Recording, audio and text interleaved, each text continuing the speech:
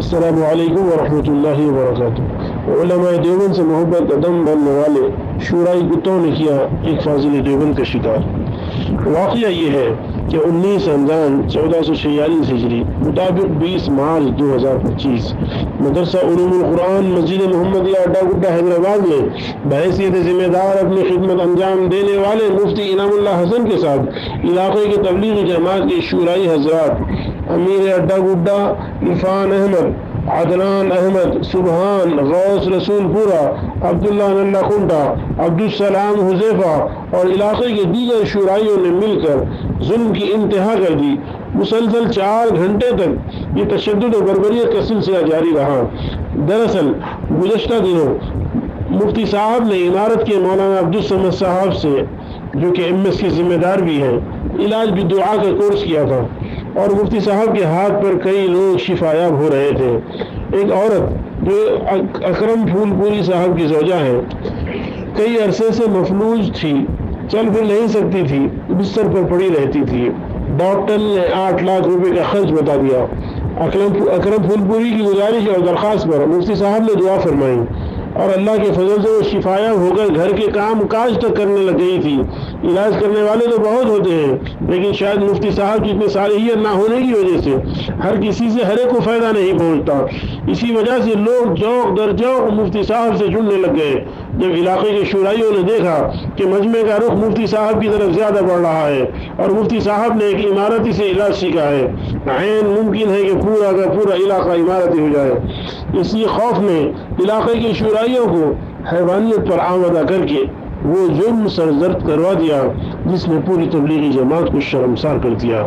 مفتی صاحب کا شورائی ترتیب پر سال بھی لگ چکا ہے، لیکن وہ 3 سال سے مدرسے اور مکتب کی مصروفیتوں میں اپنا وقت مصروفیتوں کی وجہ سے اپنا وقت مستقل جماعت کی ترتیب کے مطابق لگا نہیں پا رہے تھے۔ پھر اس پر مولانا عبدالصمد صاحب کی شاگرد تھی۔ یہ وہ باتیں تھی جسے وہ برداشت نہ کر سکے اور جھوٹے الزامات لگا کر ان کو جان سے مارنے تک کی کوشش کی، جس میں وہ ناکام رہے۔ ہمارا ماننا یہ ہے کہ اگر مفتی صاحب کے کسی عمل سے تکلیف تھی تو بیٹھ کر بات کرتے یا انہیں مدرسے سے معزول کر دیتے، لیکن کرام مسلم کے جھوٹے علم برداروں اور اپنے آپ کو کام کی صحیح ترتیب پر سمجھنے والوں نے مفتی صاحب کو ان کے ناکردہ گناہ کی سزا میں مار مار کر موت کے گھاٹ اتار دینا ہی اس مسئلے کا واحد حل سمجھا۔ مارتے ہوئے نہ تو شورائیوں نے مفتی صاحب کے روزے دار ہونے کا خیال کیا اور نہ ان کی دینداری کا لحاظ کیا، نہ یہ سوچا کہ مفتی صاحب اتنے سال سے خدمت انجام دے رہے ہیں، انہیں اتنی ذلت کے ساتھ تو رخصت نہیں کرنا چاہیے۔ افسوس کی بات تو یہ ہے کہ حیدرآباد کے شورا کے ذمہ داران اب بھی اس مارنے کے عمل کا دفاع کر رہے ہیں اور غریب اور مظلوم عالم دین کا ساتھ دینے کے بجائے دولت کے نشے میں چور عرفان احمد وغیرہ کا ساتھ دے رہے ہیں، مفتی صاحب کو خاطی بتا رہے ہیں۔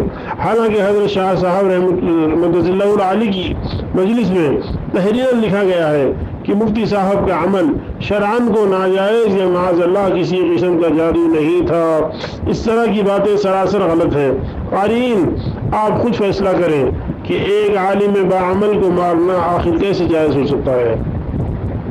پیارے نبی صلی اللہ علیہ وسلم نے ایک مرتبہ غلام کو مارنے سے منع فرمایا، اس لیے کہ وہ نمازی تھا۔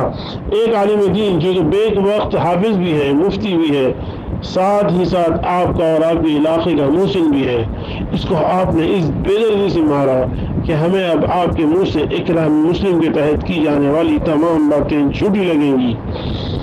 ضرورت اس بات کی ہے کہ اس قسم کے افراد کا سماجی بائیکاٹ کیا جائے۔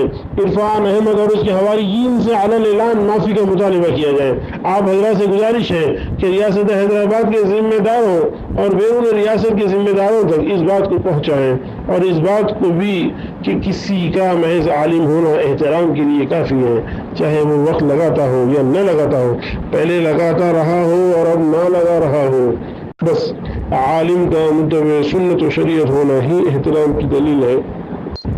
اللہ تعالیٰ کا فرمان ہے، ان اکرمکم عند اللہ اتقاکم۔ نوٹ، یہ کوئی ہوائی باتیں نہیں ہیں، اس کے مکمل ثبوت ہمارے پاس موجود ہیں۔ آپ ہم سے رابطہ کر سکتے ہیں۔ ہمارا ای میل ایڈریس ہے حق بات کہو 1947@gmail.com. وما علينا إلا البلاغ. السلام عليكم ورحمة الله وبركاته.